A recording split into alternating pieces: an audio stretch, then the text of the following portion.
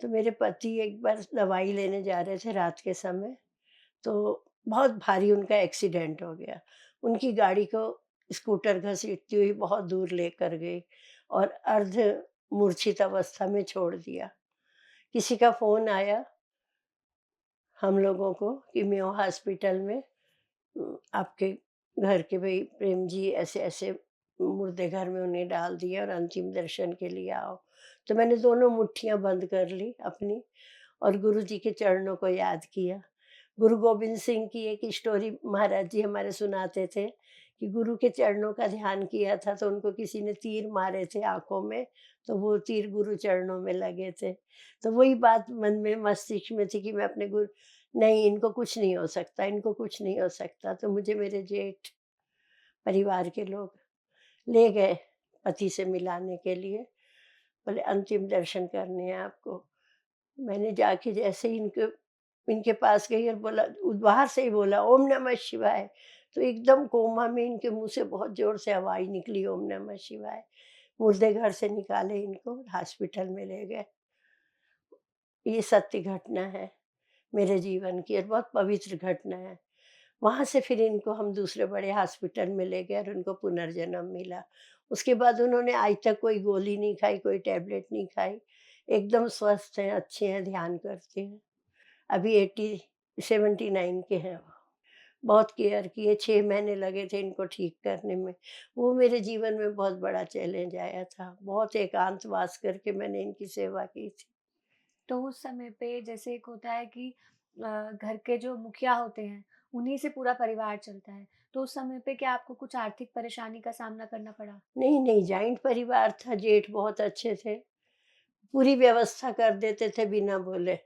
Fruit की, दवाइयों की, दुकान की रखवाली की, सब पूरी व्यवस्था कर देते थे। बच्चे बहुत अच्छे थे मेरे।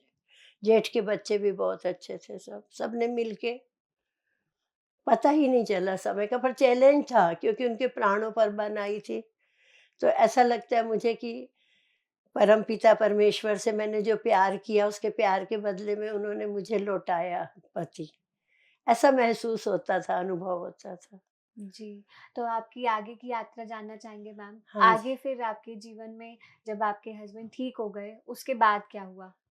उसके बाद मैं उनको ले लेके अपने गुरुजी के पास भागती रही जालंधर और वो भी मुझे हर वक़्त ले जाते थे जब मैं बोलती थी तब।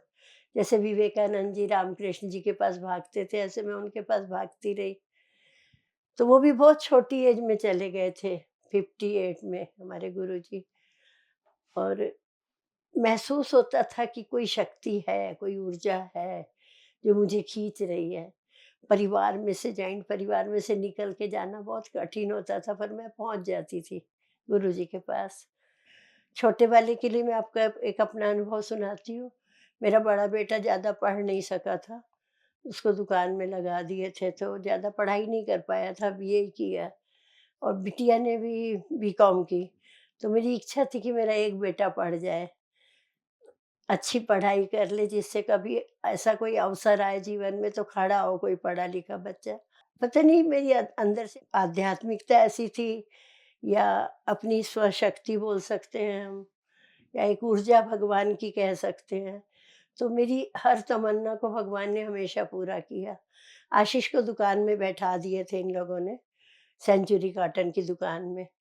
तो मैंने उसको अपनी 4 चूड़ियाँ सोने की निकाल के दी और उससे मुझे उस समय पर 30,000 रुपए ही मिले थे।